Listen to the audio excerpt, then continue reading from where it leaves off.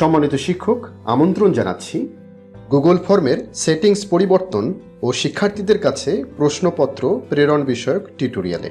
এই টিউটোরিয়ালটি অনুসরণ করার মাধ্যমে আমরা গুগল ফর্মের প্রয়োজনীয় কিছু সেটিংস পরিবর্তন করতে পারব, তৈরিকৃত প্রশ্ন শিক্ষার্থীদের কাছে প্রেরণ করতে পারব। সম্মানিত সহকর্মী, শিক্ষার্থীদের কাছে প্রশ্নপত্রটি প্রেরণের পূর্বে গুগল ফর্মের কিছু প্রয়োজনীয় সেটিংস ঠিক করে নিতে হয়।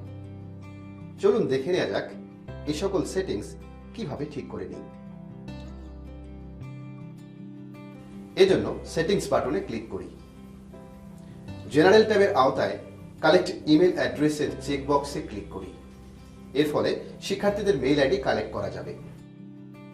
লিমিট টু ওয়ান রেসপন্স এর চেকবক্সে ক্লিক করি।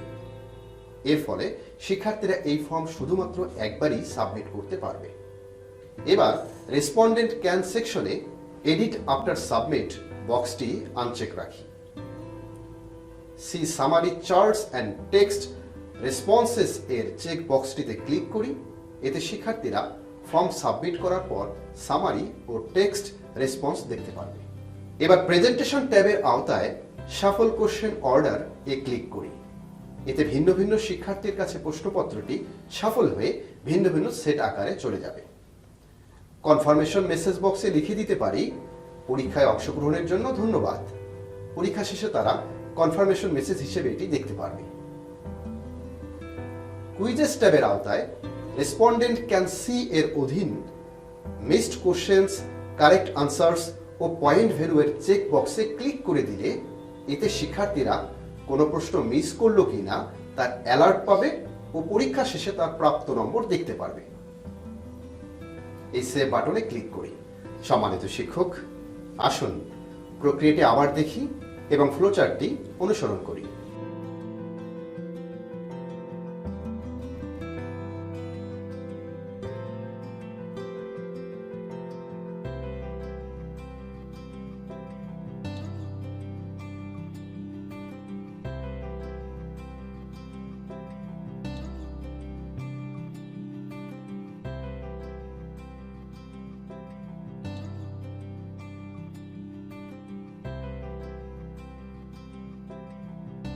সম্মানিত সহকর্মী, চলুন দেখে নেই কিভাবে আমাদের তৈরিকৃত এই এমসিকিউটি শিক্ষার্থীদের কাছে প্রেরণ করা যায়। ফর্মের উপরের ডান কোণায় সেন্ড বাটনে ক্লিক করি। এখানে সেন্ড ভায়া মেইল এর মাধ্যমে শিক্ষার্থীদের মেইল আইডি দিয়ে সাবজেক্ট এবং প্রয়োজনীয় মেসেজ দিয়ে এই সেন্ড বাটনে ক্লিক করে শিক্ষার্থীদের কাছে পাঠিয়ে দিই। সম্মানিত সহকর্মী, আমরা চাইলে এই লিংক আইকনে ক্লিক করে শিক্ষার্থীদের কাছে অন্য কোনো মাধ্যমে লিঙ্কটি শেয়ার করে দিতে পারি। এক্ষেত্রে এই শর্ট এন্ড লিঙ্ক চেক বক্সে ক্লিক করি। লিঙ্কটি ছোট দেখাচ্ছে। এবার এই কপি বাটনে ক্লিক করে লিঙ্কটি কপি করে শেয়ার করি। পরীক্ষা শুরুর পূর্বে রেসপন্স ট্যাবের অ্যাকসেপ্টিং রেসপন্স বাটনটি ক্লিক করে অন করে দেব।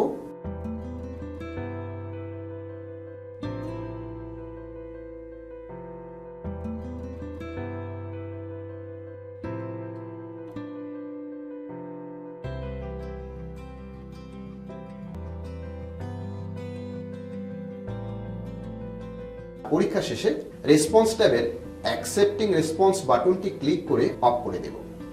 পরীক্ষায় অংশগ্রহণের পর অর্থাৎ ফর্ম সাবমিটের পর শিক্ষার্থীদের রেসপন্স দেখার জন্য গুগল শিটের আইকনে ক্লিক করি।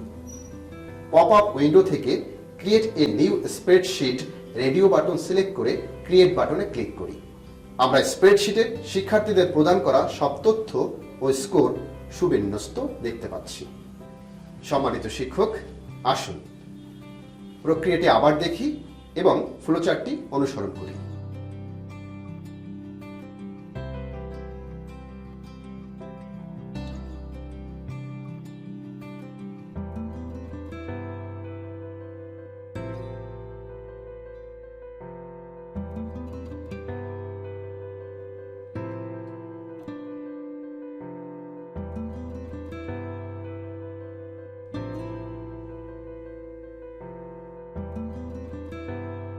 সম্মানিত শিক্ষক, আশা করি আজকের টিউটোরিয়ালটি ভালো লেগেছে।